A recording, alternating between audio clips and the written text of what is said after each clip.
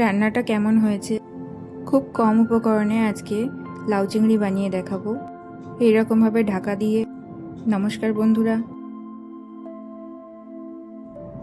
আবারও চলে আসলাম নতুন একটা রেসিপি নিয়ে। সকল বন্ধুরা কেমন আছেন? আশা করছি খুব ভালোই আছেন। নমস্কার বন্ধুরা, সঞ্চিতার ছোট্ট রান্নাঘরে আপনাদের সকলকে স্বাগত। তাহলে দেখে নেওয়া যাক আমি কেমনভাবে লাউ চিংড়িটা রান্না করছি। এখানে একটা গোটা লাউকে আমি এরকম ঝিরিঝিরি করে কেটে নিয়েছি। কড়াইতে তেল গরম করে নিয়ে আগে চিংড়ি মাছটাকে ভেজে তুলে নেব। মাঝারি সাইজের একটা গোটা লাউয়ের জন্য আমি এখানে 250 গ্রাম চিংড়ি মাছ নিয়েছিলাম। এবারে ওই চিংড়ি মাছ ভাজা একই তেলের মধ্যে ফোড়ন দেব একটা তেজপাতা, একটা শুকনো লঙ্কা আর হাফ চা চামচ গোটা জিরে।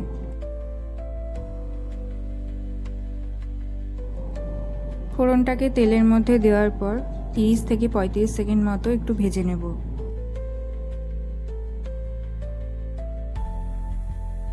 ফোড়নটা থেকে যখন একটু সুন্দর একটা স্মেল বেরোবে তখন ওই ঝিরিঝিরি করে কেটে রাখা লাউটাকে দিয়ে দেবো।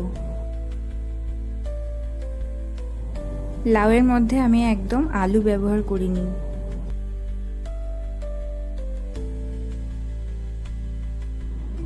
তেলের মধ্যে লাউটাকে দেওয়ার পরে 2 থেকে 3 মিনিট মতো একটু ভেজে নেব।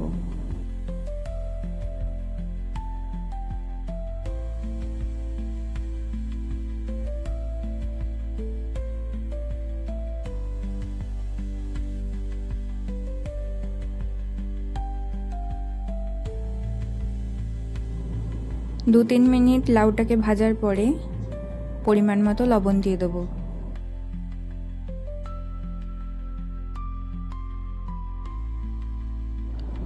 লবণটা দেওয়ার পর দেখা যাবে লাউয়ের থেকে প্রচুর পরিমাণে জল বেরোচ্ছে।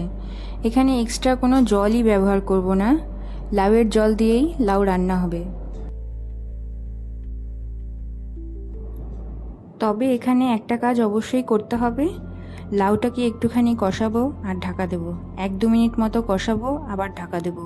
এরকম করে রান্নাটা করলে রান্নাটা খুব সুন্দর হবে। আমার এখানে লাউটাকে লবণের সাথে ভালো করে মেশানো হয়ে গেছে, এবার আমি ঢাকা দিয়ে দেবো।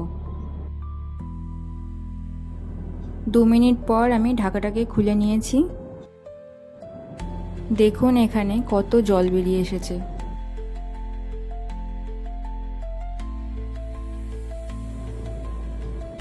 এখানে 2 মিনিট মতো কষিয়ে নিয়ে আমি আবার ঢাকা দিয়ে দেবো।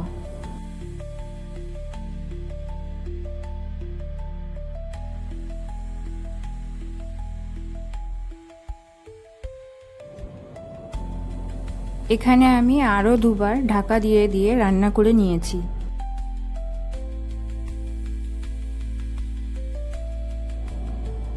আর রান্নাটাকে অবশ্যই মিডিয়াম হিটে করতে হবে।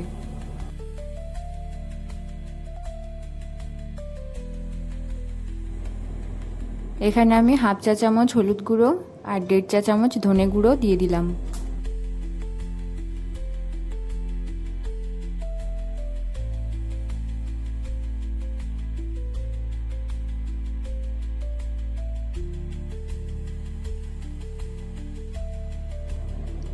মশলাটাকে একটুখানি কষিয়ে নেওয়ার পর আবার ঢাকা দিয়ে দেবো। এখানে আমি বারবার ঢাকা দেওয়াটা দেখাতে পারিনি, কিন্তু আমি এরকম ঢাকা দিয়ে দিয়েই রান্না করেছি। যত ঢাকা দিয়ে দিয়ে রান্না করা হবে তত দেখবেন যে এক্সট্রা জল বেরিয়ে আসছে।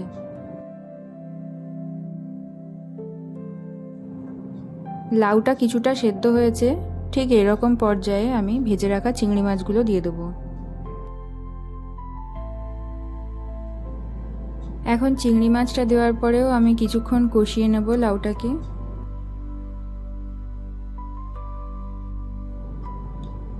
এই রান্নাটাতে আমি একেবারেই জল ব্যবহার করছি না, চিংড়ি মাছটাও এই লাউয়ের জলেই সেদ্ধ হয়ে যাবে।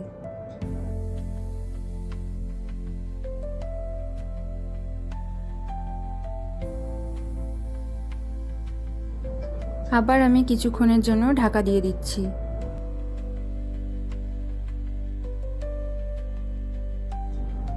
3-4 মিনিট পর ঢাকাটা খুলে নিয়ে কয়েকটা চেরা কাঁচা লঙ্কা দিয়ে দিচ্ছি।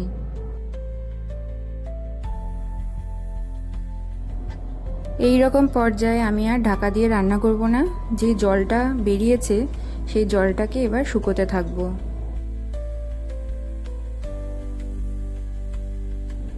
চিংড়ি মাছ আর লাউ দুটোই সেদ্ধ হয়ে গেছে। এইবার আমি ধীরে ধীরে রান্না করে করে জলটা শুকিয়ে নেব।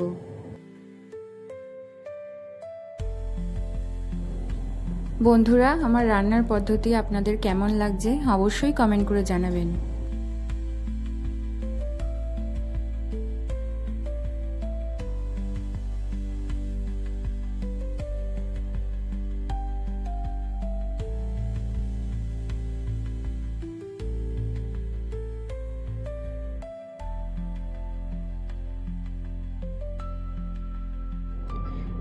এখানে রান্না করতে করতে প্রায় অনেকটাই জল শুকিয়ে এসেছে।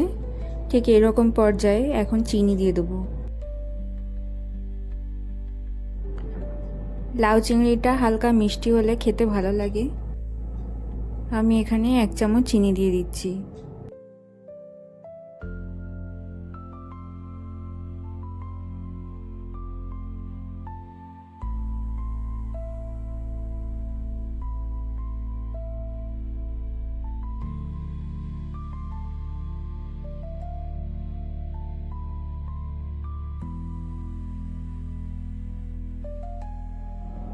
রান্নাটা এখানে প্রায় হয়েই এসেছে। এখানে জলটাও অনেকটা শুকিয়ে গেছে। আর 2 থেকে 3 মিনিট মতো রান্না করলেই রান্না কমপ্লিট হয়ে যাবে। রান্নার পদ্ধতিটা যদি আপনাদের ভালো লেগে থাকে লাইক, শেয়ার, সাবস্ক্রাইব করে দেবেন।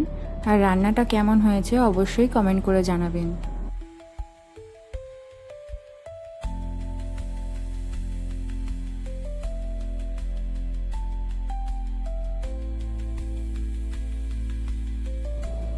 এখানে আমার রান্না পুরো কমপ্লিট হয়ে গেছে। এখন আমি সার্ভ করে নেব। রান্নাটাকে সার্ভ করে নেওয়ার আগে আমি 5 মিনিটের জন্য ঢাকা দিয়ে রেখেছিলাম।